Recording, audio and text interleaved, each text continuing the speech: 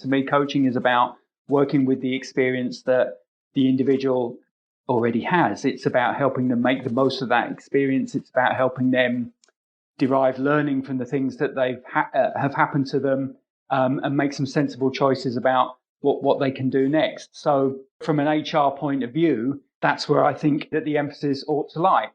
It's not really about adding things to the individual. It's more about helping them make best use of what they've already experienced.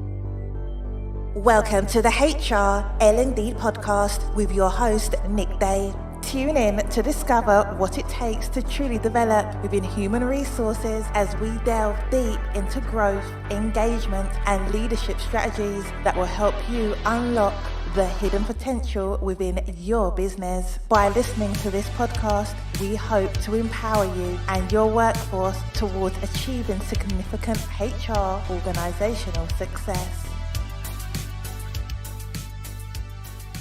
Today, I'm really excited to introduce Matt Summers to the HR L&D podcast. Now, Matt is a leading voice on training and coaching in the UK. He's an author of 2 publications, Coaching at Work, published in 2006, and Coaching in a Week in 2016. Now, more importantly, for the HR L&D listeners out there, he holds an MSc in HR development, and he's also a fellow of the CIPD, and he runs his own business called Coaching Skills Training Limited, which is a specialist training consultancy focused on the idea of the manager as coach. Now, what's really exciting about this episode is Matt gets right into the granular level of detail in relation to what coaching means, how you can utilize coaching to really engage your employees, and more importantly, we discover just how Matt views coaching as being an absolute pinnacle part of what makes a great leader. So whether you work in HR, whether you work in leadership and development, this is a podcast I think you're all really going to enjoy. He's very eloquent, he's very articulate, and I look forward to sharing his knowledge with you now. Enjoy. So hello and welcome to the HR L&D podcast. I am, of course, joined today by Matt Summers, who runs Coaching Skills Training Limited, a specialist training consultancy focused on the idea of the manager as a coach. Welcome, Matt. Hello, Nick. Thanks for having me on. Really good to have you on board. We're going to dive straight in. 5 quick questions. Understanding where we are to know where we are going. Obviously, you are a very experienced coach, as I've already mentioned in my introduction. But what I'd love to do is just, if you can, just give the listeners we've got out there a little bit of an insight into your background, Matt, from your perspective that's led you, your journey that's led you to where you are today on the HR L&D podcast hot seat. Yes, happy to. So if we go back in time, about 25 years ago, gosh, that's a long, long time. I was working for one of the big UK banks, and that particular bank was quite pioneering at the time and had the idea that it would be great to train up the managers in coaching skills. And I was working in the training department, the L&D function at that point, and put my hand up in the air to say, yeah, I'd love to get involved in that program. So I got exposed to coaching in an organizational setting back then. Nick, this would have been about 1994, I guess. And I would have to say it was a revelation. I remember sitting there listening to this stuff and having coaching properly explained to me. And I guess my first thought was, I wish I'd been managed like this. If I'd been managed in a coaching style in my career at that point, life would have been a lot happier, I think, for both me and my managers. And I'd have probably done a lot better, you know. And that kind of started the interest in coaching as a set of concepts in an organizational setting. So then later on, by now I'm running my own training and development consultancy. I decided quite soon into that venture that I ought to specialize in coaching, because back then this was still a fairly new kind of concept in business. So it was a good niche to occupy. Fantastic. Now, of course, for the listeners out there, I should mention you do hold an MSc in Human Resources Development and you're a fellow of the CIPD. Now, the reason I mention that is just to give it some context, really, because when we hear the word coach and we try to define it, it can mean many things to many people. We can get a huge variety of responses. So from the context of an qualified HR professional as you are, Matt, how would you define the word coach? The word coach or the word coaching? I'm sorry to be semantic, but, No, be semantic. How about we define them both? For sure, that'd be great. Well, I guess there is, and we might get into this down the pipe, a difference between an internal coach and an external coach in terms of what they do and how they do it. And then there's, of course, what we mean by coaching, and how that might be different to some of the other things that we do and we talk about in the same sorts of conversations, mentoring, training, and so on. So in my view, there are some subtle but important differences with coaching and some of those other things. We can certainly get into that. I can talk about that some more if it's appropriate to do so at this point. Sure, yeah. So I think one of the really useful ways to think about this, I always say to people, is look at which way the wisdom flows. So to me, if I'm training somebody one-to-one perhaps, or doing some mentoring, then I'm probably the wiser person and the wisdom is going to flow from me and my experience, and I'm going to try and do my best to get that into the head of the other person in a way that resonates with them and that they can understand. Coaching, in my experience, is very different. To me, coaching is about working with the experience that the individual already has. It's about helping them make the most of that experience. It's about helping them derive learning from the things that have happened to them, and make some sensible choices about what they can do next. So from an HR point of view, that's where I think that the emphasis ought to lie. It's not really about adding things to the individual. It's more about helping them make best use of what they've already experienced. So this takes us to the notion of perhaps complementing other learning and development that we might be doing through formal courses, perhaps with some coaching before and after that.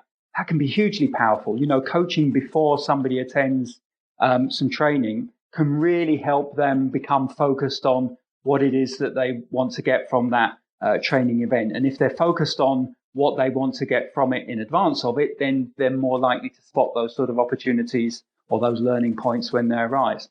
And then similarly, if we do some coaching when people get back, well, that's hugely, hugely helpful in making sure that that training event has been a rich experience. And we really increase, in my view, the chances then of that training kind of being sustainable down the track, which is, I know, something that HR people are always wrestling with.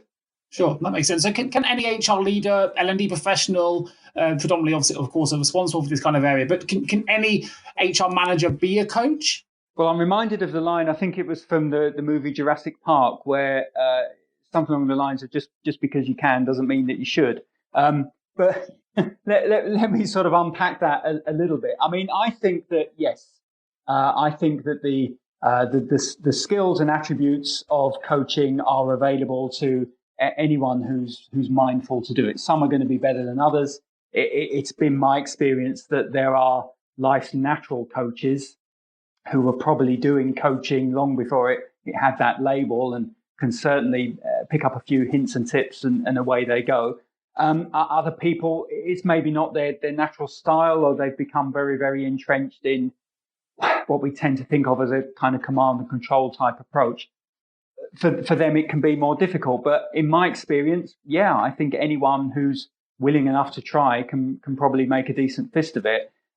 I tend to go further personally, Nick, in the argument, to be quite honest. It's my view that anyone who is a manager of people is a coach, whether they like it or not. It seems to me that almost from the point that you get that requirement to get results through others, well, then I think you already are a coach. And it makes a huge amount of sense to me to try and do that as well as we can, because I don't think it's ever neutral. I think if we're not developing people, then we're probably holding them back. So with that in mind, then, would you say that when you're training, or if someone was to go on a leadership training course, leadership being quite a word that needs unpacking in itself in terms of what that means, but in order to be a good leader, often you need to be a good coach and they're one and the same, or if you're a poor coach, it becomes therefore very difficult to be a good leader. How would you unpick the two things from leadership and coaching? Yeah, well, I mean, I guess the situation, the context is hugely important in that. A glib example might be that in the case of an emergency situation, or perhaps in the armed forces or something like that, where people are trying to perform in extreme circumstances, then arguably a coaching approach with its emphasis on, trying to understand the experience of the other person and generate their views could be wholly inappropriate. And in those more extreme situations, you would need some stronger, more assertive style of leadership, I suppose, something that's going to be done. But the average workplace, most of the time it isn't like that, and behaving as if everything is an emergency is kind of unhelpful. So I think for the most part, in terms of running an organization, running a team within a business, then to me, coaching and leadership, they go hand in hand. One sort of feeds the other, I think. So in your mind, Matt, with your experience, what qualities should HR professionals be looking for in internal coaches? Yeah, it's an interesting one, because I guess qualities covers a multitude as well. We might think of skills of qualities, attributes of qualities. Funnily enough, when I'm doing some coach training, we often get people to kind of list them down or flip chart them out at the front. And without exception, always the first one is the capacity for effective listening. I mean, that is just the number one quality. And I think that can be developed to a degree. But again, some people are just naturally very, very good at that. Others less so. The ones that are naturally good at it, I think, have a huge advantage. They're kind of halfway down the track in being an effective coach, because that's such an important quality to have and a thing to be able to do. And most people, I think, listening to this will recognize the difference between hearing and listening, and the type of listening that's quite superficial, where we're maybe just trying to find a chink in the argument so we can intervene quickly with our next contribution, and that kind of rehearsal that goes on in our mind. But active listening, or a more empathetic type of listening in coaching, requires us to kind of quieten our own mind and really, really tune into the other person. So I think people who have that quality are at an advantage and make a huge difference to the coaching approach. And then after that, I'd say the next two most important probably is empathy. This idea of walking a mile in another person's shoes, the ability to put yourself in I'll use the word coachee. It's not a great word, but you know what I mean. The person being coached, to be able to put yourself in their situation, even if you haven't had quite the experience that they're describing. And then the third one would be credibility. But important for me to emphasize in that, I think a really vital part of understanding the point of credibility is to be credible as a coach. It doesn't mean you have to have expertise. It doesn't mean you have to be the one with all the answers. It doesn't mean that you have to have done all the jobs or routines or tasks of the people that you coach. But you have to be credible enough to get people to open up and talk to you, or the coaching isn't going to work, or it'll just be a tick box exercise with the coachee just saying what you want to hear. So I think listening, empathy, credibility are the three most important ones. So if I presented to you, Matt, an individual, experienced leader, for example, who is demonstrating good skills and active listening, good empathy, has credibility through that experience, where would you take them on the next stage of their coaching journey? What would be the sort of crucial areas of training for a manager or leader that sort of possesses some of those qualities already? I mean, I have a fairly emphatic answer to that, but it comes with a health warning as well. So the next logical step after what you described, Nick, is we need to help the individual understand the questioning approach. So I've banged on about listening, and a lot of trainers of coaches do, but we've got to have something for us to listen to. So to get a good conversation going requires us as coach to have good questioning skills. But again, I think this is often undercooked in a lot of coach training development or training managers as coaches. They get a short session and they're handed some example questions, usually organized around the growth sequence, the goal, reality, options, and will or way forward. Very popular coaching idea. But we need to understand the power of those questions. We need to understand that asking coaching questions is not really designed to elicit information for the coach. Coaching is not diagnosing in a way that a doctor, would ask questions. What coaching is designed to do instead, I think, is to be very provocative and cause the person thinking about the question to think to a higher degree of quality than would be typical, a higher degree of quality than they probably get any other chance to do in a very, very busy working day. Because, as I said at the top, it's about having the individual kind of go into their own experience and draw some learning points from that. So the questions need to provoke that sort of thinking. So It's about developing the capacity to ask questions and developing the capacity to run a coaching conversation with a beginning, a middle, and an end. But it's recognizing what those questions are designed to achieve. And that isn't finding out information so that the coach can say, yes, I get where you're going with this. I can diagnose the problem. Here's what you need to do. And we sort of lapse back into advising mode. No, I see that a lot. And actually, it's also a good example of how leadership shouldn't always be binary about someone sort of saying, do this, do that, and instructing. Actually, it's about employees finding their own answers to solution, to their own problems, but working them through with a coach, I guess, to give them the confidence to come up with some of those answers and solutions and then implementing them. Just going to sort of add to that. And again, it's a bit of an old cliche, but it's this idea of, if we're a parent and our child presents in front of us with their shoelaces undone, well, in that moment, we can bend down and tie it up for them. And that's quick and easy to do. Or we can invest a little bit of time in helping them learn how to tie their shoes for themselves. That's going to take longer, but then there it is done. Hopefully you won't ever have to do that again. So again, part of the coaching approach with the asking the questions and the listening and all of that, the output from those things is to have somebody who's perhaps better able then to do without us, to work independently of us, freeing up more management time and more time for more strategic leadership work, et cetera, et cetera. Sure. That makes perfect sense. It was a great example.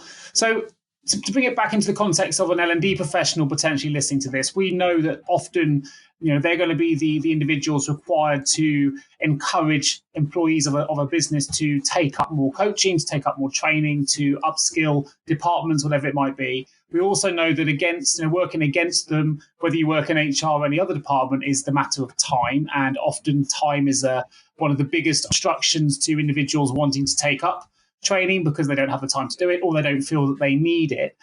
How, from your experience, would you recommend an HR or an L&D department went about building a coaching culture or encouraging more people to take up coaching? Great question. I have to say, I think there's inevitably going to be some training as part of that.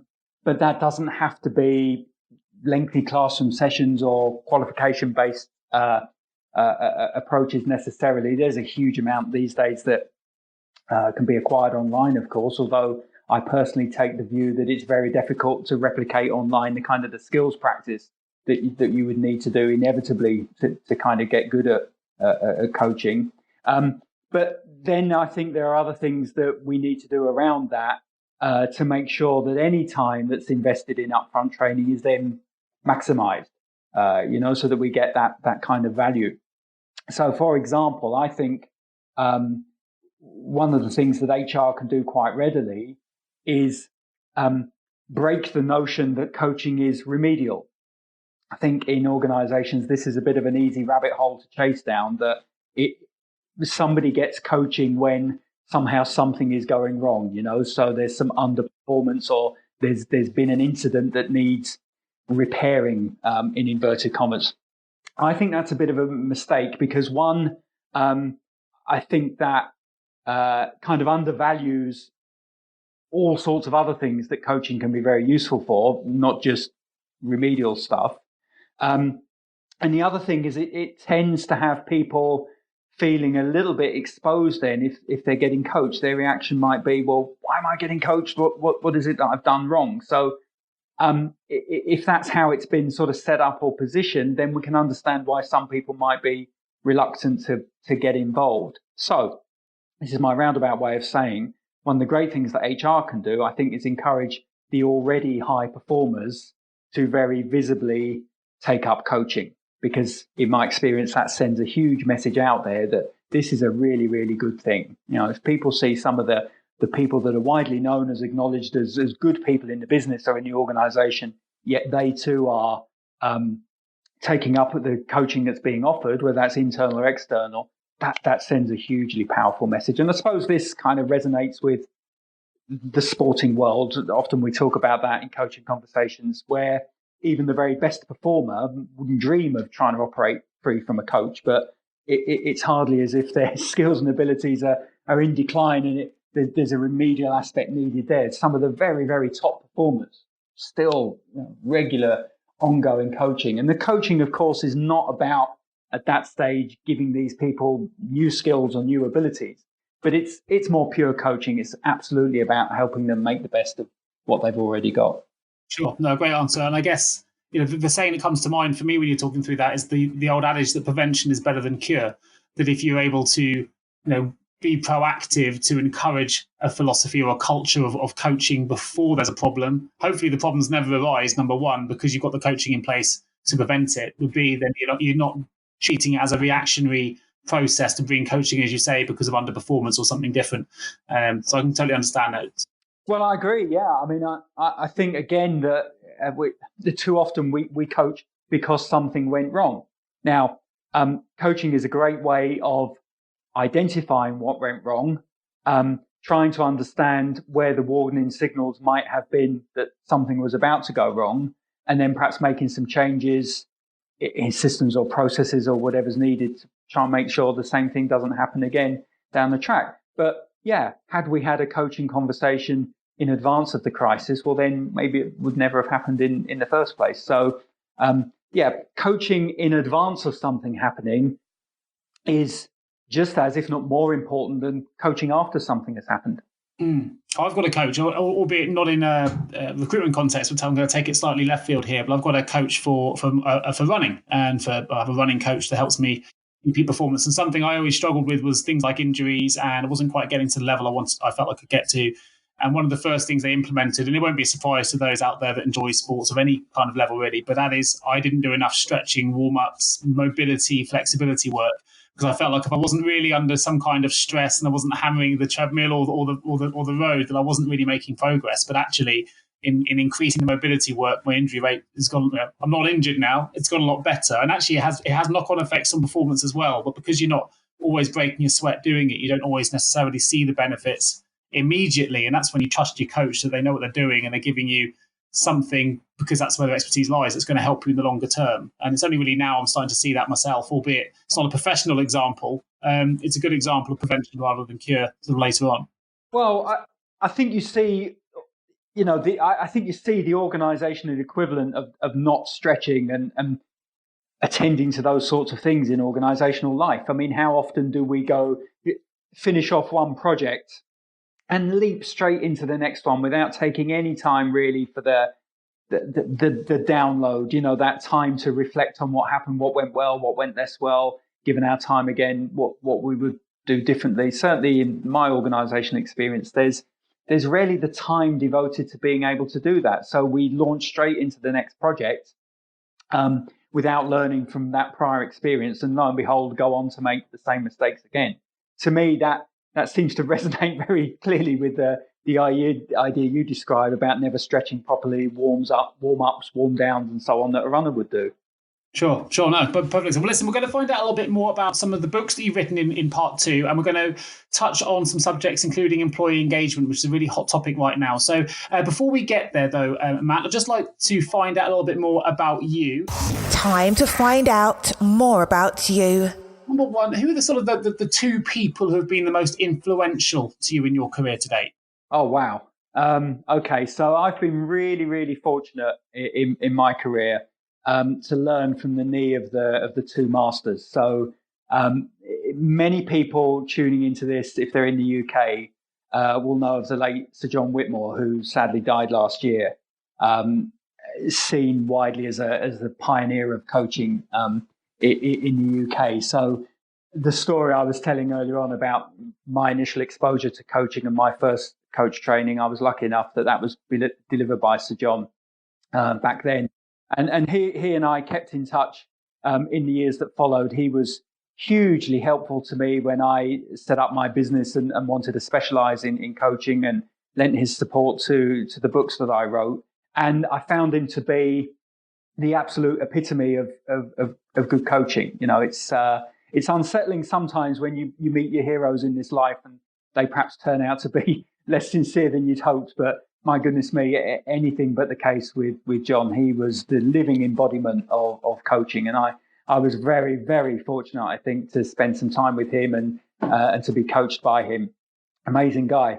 But he himself would acknowledge being highly influenced by Tim Gallwey, who people like me would consider to be the very godfather of all coaching. And he's the guy behind the Inner Game series of books. There was the Inner Game of Tennis in 1974, which many people say kind of incepted the world of sports coaching and sports psychology as we know it now. And one of the things that Sir John and his peer group at the time leaned into when they were getting business coaching going in the UK was Tim Gallwey and his ideas. So again, I've met and worked with Tim as recently as this summer, and it's just an extraordinary experience to be in the company of these kinds of people that just have such an insight into the human mind, into human behavior, and who can articulate that understanding, I think, in some very easy to understand concepts that the likes of me can understand and then take forward. That,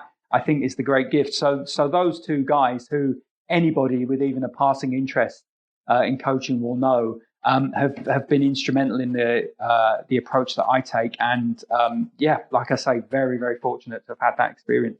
Brilliant. And I'll make sure there are some links to those individuals in the episode notes as well, if people want to find out more about either Sir John Whitmore or Gallwey. So I'll make sure that's available. So are there any resources out there, Matt, that have really helped you on your journey? Well, I would have to point, I suppose, to the literature of both those guys in my previous answers. So Sir John's seminal really work on coaching for performance, which I think is now in its 5th or 6th edition, has been translated in just about every language on the planet. I think any aspiring coach, internal, external, ought to get that as the key work.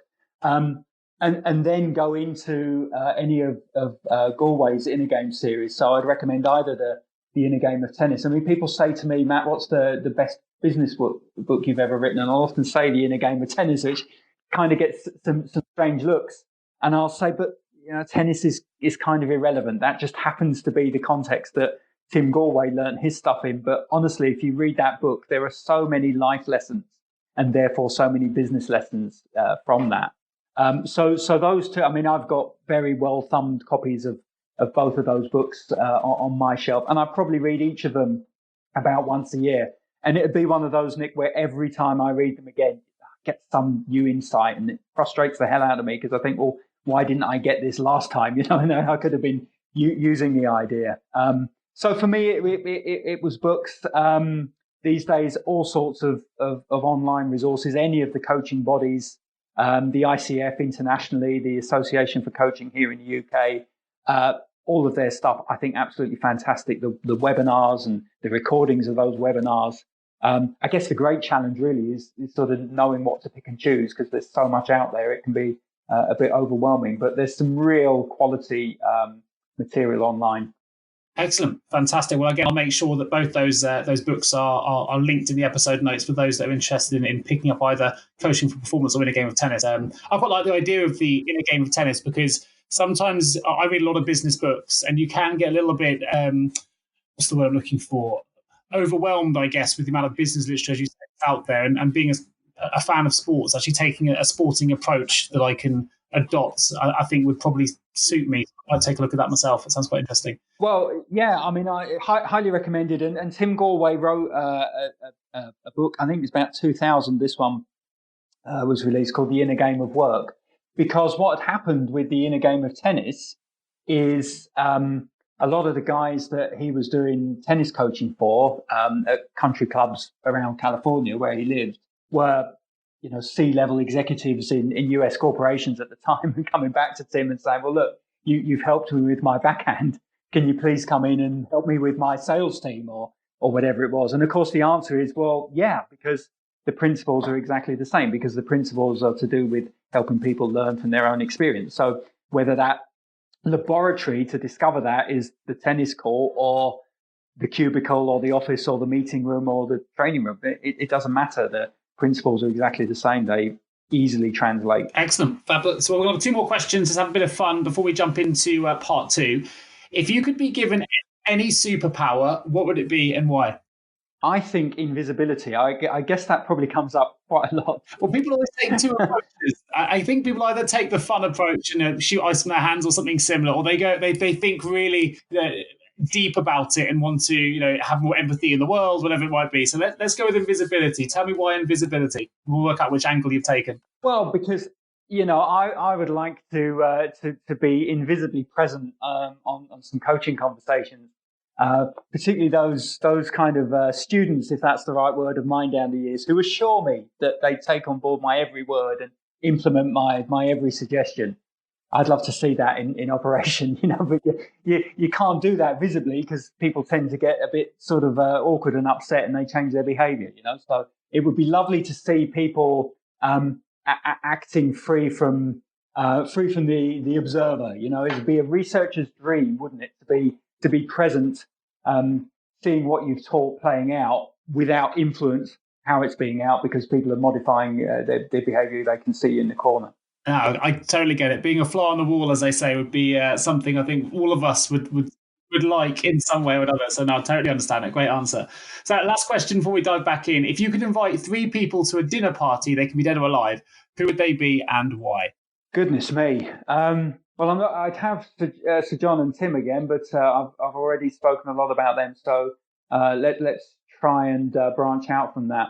I suppose in my work, I think a lot about performance and high performance and what it is to be a master of a craft. So I'm going to say that the snooker player Ronnie O'Sullivan, to me, is incredible. I mean, it's perhaps not the widely known sport across the globe that it is here in the UK, but I don't think that I've ever seen a sports person who is more a master of their craft than Ronnie is in snooker. So I'd love to try and have a conversation with him and understand how he's reached those heights. They're really absolutely... He's got a personality as well, isn't he? Let's be honest. It'd be a lot of fun at a dinner party. Well, yeah, there's that as well. And I must admit, I'm kind of less interested in any tournaments once he's out. There doesn't seem to be quite the sparkle amongst some of the others, with the greatest respect. But, that man at his peak, I think, is a very vivid example of what it is to truly be in flow, which often, again, talk about in coaching, trying to get people into some kind of flow state where they can do their best work. Ronnie at his peak is a vivid example of that. Similarly, I'm into my music. I am a ham-fisted bass guitar player. So Mark King, who was and is the bass player with Level 42, UK funk band, once again, just virtuoso stuff, amazing ability to be master of his instrument. And again, it would be a fascinating conversation to try and understand the nature-nurture thing. I mean, how much of that is a gift to be able to be a virtuoso player of a musical instrument? How much of that was teaching and 10,000 or more hours of practice that supposedly we're all supposed to, to try and acquire before we can get mastery over anything? I'd love to try and understand that. And was it 3 people at a dinner table? It was, yeah. It was. So there's 2. Let me think of a third one. Wow. You. How about that? I'll take that. I'd love to be there. I'd love to see Ronnie O'Sullivan, and I'd be interested in Mark King as well, a musician myself. So I'd happily attend. So. Brilliant. Well, I'd be so starstruck that I wouldn't be able to think of a sensible question to ask. You could chip in for me, given your interviewing experience. Oh, you're very kind. You're very kind. I'll definitely be there. Actually, before I jump back in, you raised a little point there about the 10,000 hours of practice. Now, I've read Bounce, which is what that, if I'm correct, is what that's based on. The author that talked about becoming a world championship level table tennis player. And he sort of wrote a book called Bounce, which was all about having 10,000 hours of meaningful practice to become expert. I think the key thing in there was that meaningful practice piece. But what's your view as a professional coach? Because I've heard lots of different views on this. It seems to be quite a subjective book, and there are people out there that have tried to debunk the myth and called it a myth and it doesn't quite work, and others that swear by it. But as a professional coach with your experience, particularly someone who, as you say, worked closely with the likes of Sir John Whitmore and Tim Galloway, who's obviously Tim in particular, who's written about sport in itself. What's your take on that 10,000 hours of practice? And from your perspective, is it something you believe in? So I'm familiar with Bounce, which I think was Matthew Syed, wasn't it? The former Olympic level, I think, table tennis player. I know Malcolm Gladwell's written about the 10,000 hours as well. I'm not sure in which of his books and which came first, his or Matthew Syed's piece. I'm nervous about putting numbers to things. 10,000, I guess, sounds really good. It's a bit like the 10,000 steps or whatever that we're all supposed to take on our Fitbit. I mean, it's just a nice, convenient round number. But there's something in that. There's something about needing to have tried something or performed a requirement a number of times to have generated learning experiences from it. So even though I wouldn't put a number to it, I do think there's merit in that idea. What I've certainly found to be the case through coaching is coaching can help practice become more purposeful. So I think one of the things that happens when we practice anything, whether that's a motor skill like a sport or a musical instrument, or whether it's a more conceptual thing like, understanding a sales conversation, I think when we try and practice, it can be easy to just lapse into old habits, to practice the things that we're already good at because we feel very comfortable in that arena, to waste a lot of time because we're not really focusing on the areas of practice that are areas that we need to change. So it's easy without support for practice to become quite meaningless, I suppose, and it to be a bit of a waste of time and energy. So practice that happens as a result of a coaching conversation, which is really drilled down into what's going well, what's going less well, what do you need to practice, how will you know when things are improving, how will you evaluate your success, what will you do when you've mastered that bit, is it appropriate to concentrate on building strengths, is it appropriate in your practice to address weaknesses for now. Those kind of conversations, I think, can really put a much sharper focus on practice and therefore accelerate one's improvement. That might mean you only need 8,000 hours instead of 10, I guess, to bring it back to that. So I think there is absolutely no substitute for practice, but it's got to be purposeful practice. Yeah, no, I love that. And actually, without knowing it, because I haven't shown you these questions that I've prepared, I took this podcast recording, and the answer you've given leads us perfectly into part 2. So we'll jump to a quick advert break, and I'm going to continue with the next question. Have you ever asked yourself, how can any recruiter understand my HR recruitment challenges? Please don't give up on your hiring challenges just yet. Here at JGA HR Recruitment, we appreciate the difficulties associated with attracting, recruiting and retaining top human resources talent. We also understand just how costly a poor hire can be. JGA HR Recruitment would like to partner with you to help you overcome your hiring challenges. Contact us today on 01727 800 377 or visit jgarecruitment.com to find out more. Shaping the future of human resources together. Final questions. The question I was referring to is, you've talked about the purposeful practice. How do you go about leaving a footprint for the coaching approach work you do after you finish working with a client? So you've given the coaching, and you mentioned being that fly on the wall, but making sure that it's the invisible in your example, making sure the coaching does take place. But what kind of, how do you go about leaving that kind of footprint? Yeah. All right. So great question. And I think the start of the answer is to recognize that what coaching does, and this might help distinguish coaching from training as well, because training is more, I think, behavioral. It's about getting people to adopt a new way of doing something. Coaching is about changing people's thinking. It's been my experience that before you can change what people do, you have to change how they think. You have to change the mindset. You have to change their ability to find their focus amongst the white noise. Otherwise, it tails off. And anyone in HR and L&D has seen this countless times, that the dust is thrown up in a training session. Everything's great for a few weeks, and then that old forgetting curve kicks in, and the effect diminishes because probably no permanent change took place. So to give you an example of that, I sometimes do some work with public speakers, trainers, or people who give keynote talks or might have to pitch and present to try and win new work in their business. And one of the things that they'll often ask for some help with is what we might think of as verbal tics. So filler words, basically sort of people become aware of those things peppering their conversation, or ers and ums, or nervous noises that they make. So traditionally, what we might do is point out to people that that's unhelpful and suggest that they try really hard not to do that. Well, unfortunately, trying really hard is a notoriously poor way of changing anything. It's like saying to somebody who's suffering with insomnia, well, you must try harder to sleep. It's kind of counterproductive. Trying just creates tension, and that's the very last thing that you need. So what I would do with a presenter who's experienced or who wants to change the amount of these filler words and phrases that they're using is I would just say to them, well, count how many times you do it.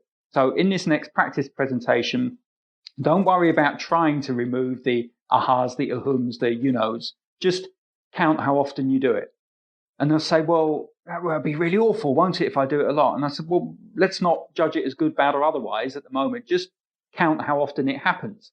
And this is where the coaching magic kicks in, because if they're aware enough to be able to count how often it happens, well, then they're aware enough to stop it happening. I hope that makes sense. This idea of raising people's awareness, bring it into consciousness, is often all we need to do to cure something, to use that example. So aware enough to count is aware enough to stop, and there it goes. It sort of disappears. And change at that level then, because that's the person has come to that conclusion for themselves. Another coaching principle alongside awareness, which I've just spoken about, is responsibility. It has to be change that the individual is in control of.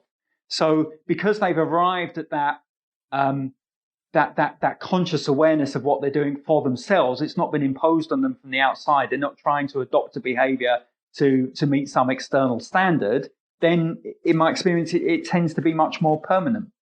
So those are really the two main aspects of a coaching approach: is bring something to somebody's awareness. Before we can change anything, we need to be aware of how it is now, and then ensure that they are and they see themselves as responsible for owning that change. And I think you've got two ingredients then to try and make sure that sort of sustains despite the pull of bad habits and so on. I mean, it might need more than one coaching conversation, of course, but it's going to be a lot more effective than just saying, well, stop this bad habit, because that really doesn't work. Sure. So, I mean, for HR and L&D professionals listening to this right now, we've got sort of the word, or the sentence I say, employee engagement. It's kind of a hot topic right now. Everyone's talking about employee engagement, brand engagement, as well as also a real hot topic at the moment, where particularly with businesses, they're trying to improve their retention, they're trying to reduce their attrition.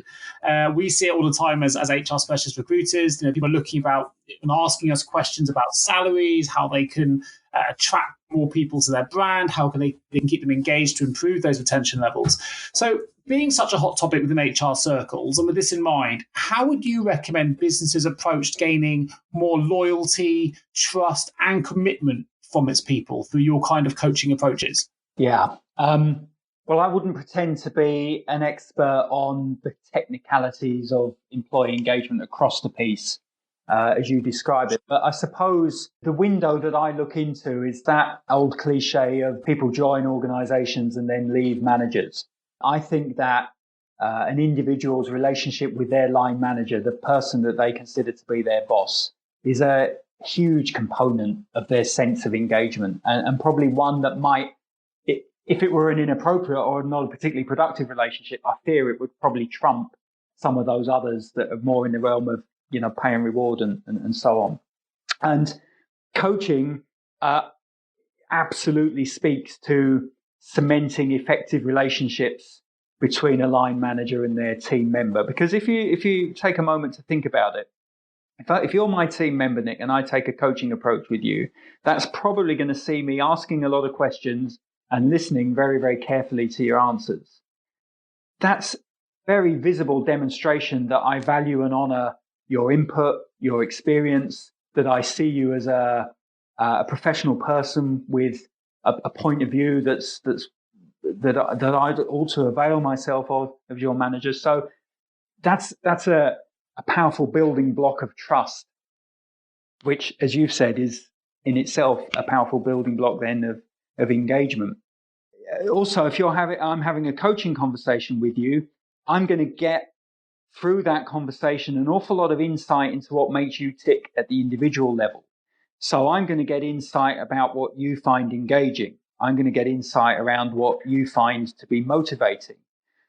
Those things are likely to be different to the next team member and the next team member and the team as a whole. They'll be unique to you. So rather than throwing a blanket over the team when it comes to engagement and thinking, well, all of these ideas are universally motivating, let's, we'll institute a team night out every third Thursday because everybody finds that motivating. Well, everybody doesn't find that motivating. Actually, for some individuals, that can be really difficult. They might have commitments outside of work that make engaging with something like that really quite problematic for them, So through the best of intentions, we've ended up creating a problem where perhaps none existed previously. But if I take a coaching approach, I will get that insight into you uniquely. And of course, there's not always something I can do about that. We can't necessarily have individualized engagement programs, but it's going to take some of the guesswork out of it. And it's going to let me know to what extent the organizational level and organizational wide type of programs might appeal to you as an individual and where they might not, and where perhaps I need to do something a little bit more bespoke for you if I can. So to answer the question, I think that by far the biggest component of engagement is the relationships that people have with others at work. Key amongst those relationships is between team member and their boss. And the ability of the boss to engage with the team in what I might observe as a coaching style would be hugely impactful on that for the positive. It's a great answer. I've been referencing in my mind as you were talking about things that we do internally, and it's true in recruitment. So a mistake that I've made in the past, and sometimes I have to remind myself of it, is that a great recruitment consultant who may be very successful doesn't always A, make a great manager, and B, doesn't always want to be a manager either. And sometimes, I've been certainly earlier in my career, I was quick to make the assumption that people always want to make the next step up into management. Well, actually, if you're very successful as a consultant, you don't always want that extra responsibility. You're achieving the goals you set out for yourself, which can be very individual. Whereas there'll be others who perhaps may not be as successful as a consultant who have proven to be extraordinarily good managers within a recruitment division. So I think it's a great example that you've mentioned there that I was just referencing in my mind to say that without asking the questions of the teams that I've managed, you never really know what motivates them. It's very easy to say, well, everyone's motivated by money or by title. And actually, it's rarely either of those things. It's usually something that's a lot more, insular and important to them at a more granular level than something quite so sort of wide ranging as title or salary.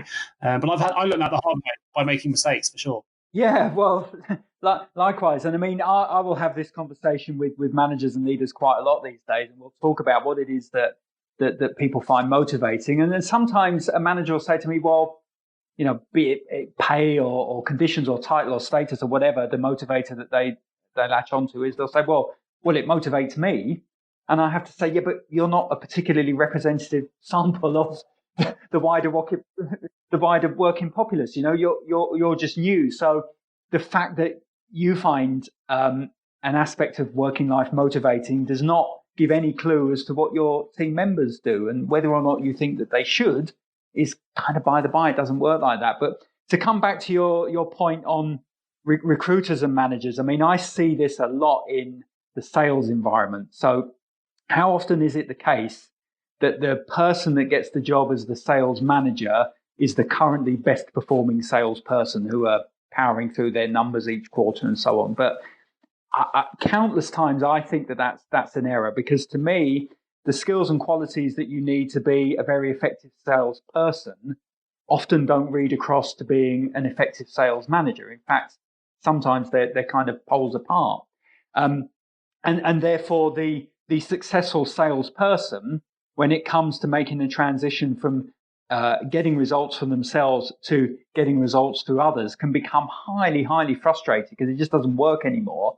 And then they end up kind of intervening and getting back on the tool, so to speak, and doing some direct selling themselves, which gives them even less time to work with the team, which means the results of the others decline even more. And it's a really unhappy sort of vicious circle. But I remember once seeing an example in, I think it was magazine advertising, and magazine advertising is and was hard. That's a hard sales gig. But in this particular magazine that I had some involvement with, the sales manager in the guys that were selling advertising space had never been a salesperson himself. He'd never worked on the phones and never sold the advertising space, which was just anathema to most people. But he was just such an effective coach. He just had these people being the best that they could be. And that, I think, is hugely significant. As a coach, it's not about how good I might be as a performer in that same realm. It's about how good can I make you? And those are the best coaches. You know, they're free of ego. They're not really worried about their own results. What they're concerned with is how do I have the people that I'm coaching fulfill their own potential? And it just seems to be a difficult thing for a lot of people to grasp, but it's so important. In order to be an effective coach, you do not necessarily have to have been the best or even a great performer in the same field. You just need to be really good at coaching other people.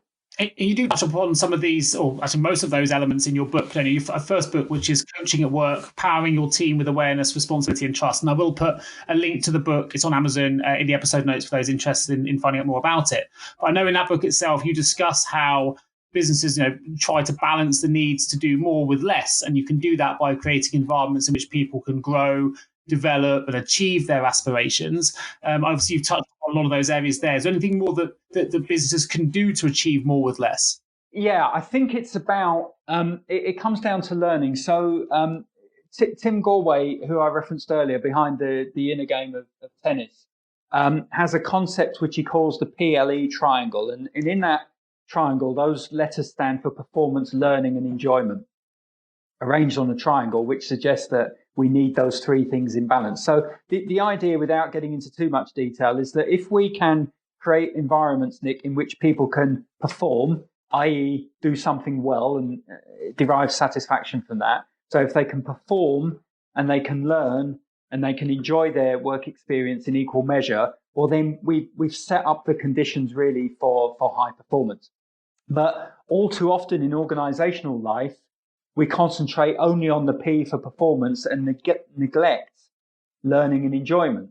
So oftentimes, I think one of the ways in which we can increase people's ability to do more with less is have them learning from experience. So again, because it's in my mind, if I sort of fall back into a sales example, a salesperson might be only making a successful sales conversion from one call out of every 10. But what are they doing with those other 9? All too often they're just regarded as being failures in inverted commas, but they're not, are they? They're 9 other opportunities to learn about what works and what doesn't, in which case all 10 of those calls are useful in terms of the bigger picture, even though it might only have been one of them that's resulted in a client sale. So I think if we're looking for some quick wins in that regard, well, then it's beefing up the attention that we pay to learning from experience across a days, weeks, months task. What are we learning? What should we do more of? What should we do less of? What should we stop doing entirely because it's a redundant process now? I think in my experience, we don't often put those things under the same lens or give it the same emphasis that we do to matters of business performance and our KPIs and ratios and all of those harder measures. Sure. No, that makes sense. And actually, I mean, you talk about it in more detail in your second book, which is titled Coaching in a Week. And I know that in there you've broken it that coaching principle, those coaching principles into 7 chapters, and each chapter tackles a different aspect of coaching. You've broken it down by days as well. I wonder if just before we finish, where people can find a little more about yourself, Matt, whether you could just talk to the listeners a little bit about the aims of the book and your key coaching principles within it that, as you say, are broken down into sort of 7 key principles that can really help organizations. Yeah, so the idea of that book, I mean, it's part of a series. So the publishers Hodder and Stoughton have an inner week series. So there was project management in a week, time management in a week, and so on, successful in appraisal in a week, all sorts of business titles. And I came to that realizing that there wasn't a title at the time on coaching, so decided to see if I could contribute to that, and they were kind enough to let me get involved. And the idea is, 7 parts, 7 days of a week, you learn a little bit more on each day. So a lot of that book is devoted to a questioning model based on the GROW sequence, although I use slightly different letters. But since you mentioned principles, I think, again, it's worth me emphasizing that principles are the things that make a difference with coaching, that without an understanding of coaching principles, then the GROW sequence, or my version of that, which I call the Arrow model, or there are dozens and dozens of these things out there. But if they're not founded on principles, they won't work. And those principles are awareness, the idea of using a questioning approach to get people to think more clearly and therefore become more aware of what's happening to them. The second principle is responsibility, that it's the individual who's going to make change in the end. So they have to be responsible for the actions that they take. It has to be from a place of choice on their part. And then thirdly, trust. Because if we think about the two things that we spoke about earlier on in the conversation around skills that a coach would use, going to be a lot of questions, going to be a lot of listening to the response. But if there isn't a trusting relationship between the two individuals, that won't work. It's just going to be a superficial thing with the person being coached just telling us what it is that they think they want to hear. So in that book, Coaching in a Week, I think, across the course of 2 or 3 days or 2 or 3 chapters, I really get into the detail around that, because it's so important to understand that before we let loose on the questions, because without that, the questions can be quite damaging, really. If we're not able to know what to do with an answer, then just asking a question in and of itself can be quite risky. Sure, I think you've very eloquently put the coaching process into perspective for the listeners out there throughout this podcast. So, Matt, so thank you ever so much for that. I think, coaching, as I said right at the start in the first question, can mean so many different things and can be defined in so many different ways. But I think from a commercial perspective, you've given a really articulate version of how coaching can really benefit organizations. It can benefit in so many ways. It can benefit leaders, individuals that the leaders are coaching. It can improve employee engagement. It can build trust. It can help with the critical elements of the emotional side of corporate psychology, whether it's building empathy or anything else. And I think you've given a fantastic account of both the work you do and, more importantly, as well, from the context of the listeners we've got here, how good coaching can really benefit HR and L&D departments for all businesses and beyond. So thank you ever so much. It's been a real pleasure having you on board. If people wanted to know more about yourself, Matt, I wanted to connect with yourself to either engage your services or to find out more about your coaching philosophies, where would you recommend they went? Useful links, keeping the HR L&D community connected. Well, I have a website at www.mattsummers.com, MATTSOMERS. But these days I prefer LinkedIn, because I think that's a much more two-way kind of interaction than people just viewing a website.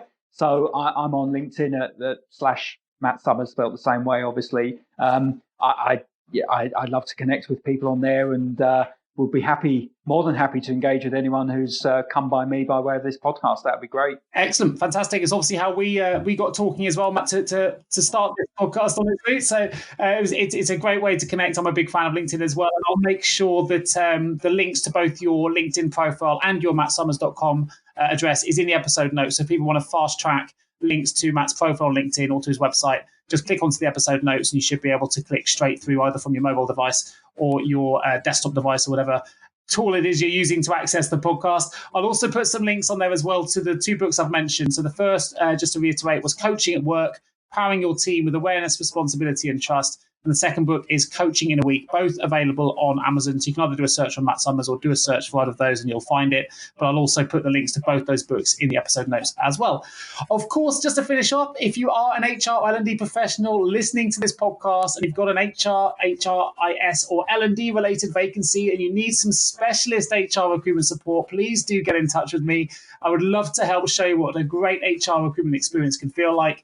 And you can reach out to me directly at nick@jgarecruitment.com or give me a call on 01727 800 377. It just leaves me to say thanks, Matt, ever so much for joining me today. It's been an absolute pleasure. Pleasure, Nick. Thank you for having me on. I appreciate it. It's been all mine, and I hope the listeners have very much enjoyed it. And I look forward to bringing everyone the next episode of the HRLD podcast real soon. Thank you so much for tuning into the HR L&D podcast with your host, Nick Day of JGA HR Recruitment. If you need help with a current HR or L&D vacancy, then please get in touch with Nick and his team. All contact details can be found in the episode notes. In the meantime, to make sure you never miss an episode, please subscribe to the show through